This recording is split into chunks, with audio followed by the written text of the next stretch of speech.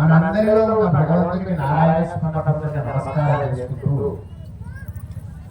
ఈరోజు అమ్మవారి యొక్క ప్రతిష్ట కార్యక్రమాన్ని చేసుకుంటున్నాం. ఒక మహాపండిత ఒక మహాత్ముని కన్న తల్లి అయినటువంటి రేణుకా మాతను మనం పెట్టుకున్నాం. ఎల్లమ్మ అని కూడా ఈమెకు ఒక ముద్దు పేరు రేణుకా. ఎల్లమ్మ అంటే వెళ్ళిపోవాలి తాత్పర్యం కాదు. ఎల్లమ్మ అంటే ఎల్ల అంటే సీమ, మన బార్డర్, మొత్తం మన బార్డర్ రక్షణ చేసేటువంటి దేవత పేరు ఎల్లమ్మ. ఆ విధంగా రేణుక ఎల్లమ్మ చేసుకున్నాం. మహత్తరమైనటువంటి మాఘమాసంలో చేసుకున్నామని మా శంకరు ఆనందాన్ని వ్యక్తం చేస్తున్నారు.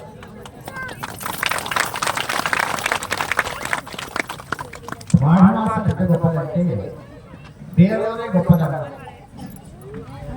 పేరు మాట్లాడమే గొప్ప. అధము అంటే పాపము, అధము అంటే పాపము, మా అధము అంటే పాపము లేనిది అని అర్థం.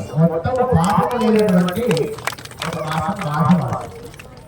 ఎందుకంటే ఈ మాఘమాసంలోనే వసంత పంచమి వస్తుంది, ఈ మాఘమాసంలోనే రథసప్తమి వస్తుంది, ఈ మాఘమాసంలోనే విష్ణు సహస్రనామాలు పుట్టినరోజు వస్తుంది, ఈ మాఘమాసంలోనే భీష్మ ఏకాదశి వస్తుంది, ఈ మాఘమాసంలోనే పరిశుభ్రమైనటువంటి మాఘ పౌర్ణ మహోత్సవం వస్తుంది, ఈ మాఘమాసంలోనే మహాశివరాత్రి పర్వతోత్సవం వస్తుంది.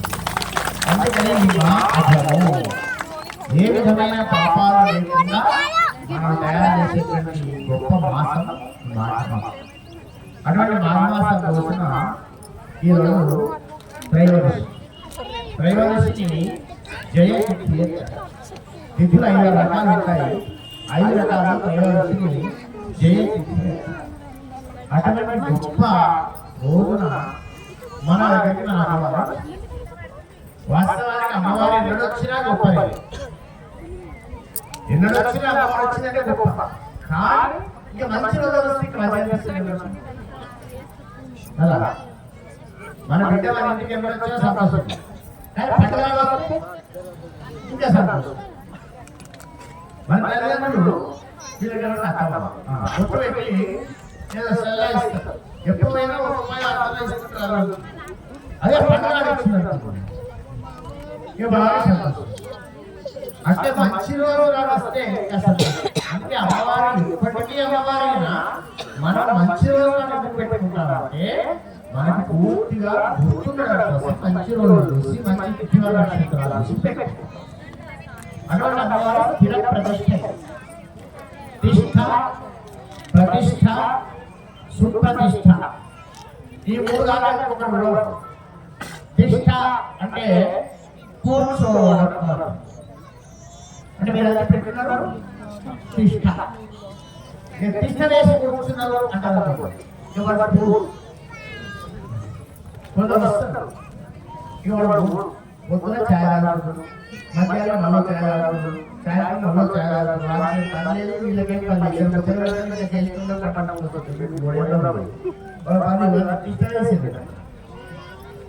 అది తిష్ట పోవడానికి యోగ్యమే కూడా, కదలడానికి వీలుగా కూడా కదలకుండా కూర్చుంటున్నారు తిష్ట. మీరు ఎక్కడ ఉన్నారా? ఇంటికి పోవాలని కార్యక్రమం అయిపోయినాక పోవాలా? వినడానికి పోవాలి, వినాలి, ప్రసాదం తీసుకోవాలి, పోవాలి, మళ్ళీ ఇంట్లో సంసారాన్ని వాడాలి, మళ్ళీ అదే పోగొట్టాలి కదా. అది లేకుండా అంటే కొంచెంసేపు పోతే అది పేరు తిష్ట, అంటే తాత్కాలికంగా కూర్చోవడం. ప్రతిష్ఠ అంటే కొంచెం కదలడం, స్థిరంగా ఉండడం. స్థిరంగా ఉన్నవాడు అన్ని ఆలోచన చేసుకుంటుంటాడు. అన్ని ఎన్విరాన్మెంట్ కరెక్ట్ ఉన్నారా, చుట్టూ ఉన్నటువంటి పరిస్థితులు చక్కగా ఉన్నాయా లేదా, అన్ని ఉన్నాయా లేదా చూసుకొని ఆలోచించుకుంటాడు. ఆ ప్రతిష్ఠ చేస్తే కదలకుండా ఉండాలి. అది ఎంత కష్టం వస్తుంది ఆలోచన చేయండి. ఇప్పుడు ఇక్కడ కూర్చున్నారు, పర్వాలేదు, రవి పక్కన కూర్చున్నాడు. తర్వాత రవి కదలకుండా కూర్చో అని ఒక్క మాట చెప్పింది. ఇక కదలడం ప్రారంభం. అప్పటిదాకా ఏది ఆలోచన అంతే కదా. ఒక మాట చెప్తాడు, అమ్మ జపం చేస్తాను, అమ్మ తప్పకుండా జపం చేయాలన్నాడు. ఈ జపం మొదలు పెట్టగానే బర్రె ఉంటే పెళ్ళ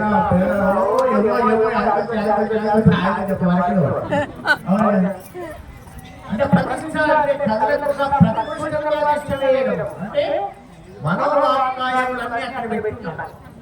ఒక రకమైన కాన్సన్ట్రేషన్ రావాలంటే మన మనసు తిరిగితే కాన్సన్ట్రేషన్ రాదు.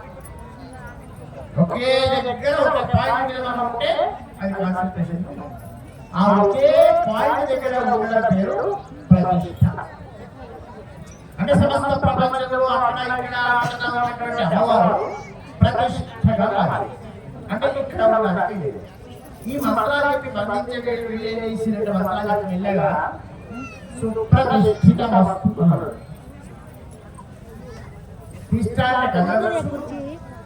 ప్రతిష్టాన్ని కదలకుండా కూర్చోవాలి, సుప్రతిష్టాన్ని ఎదురు కూర్చోవాలి.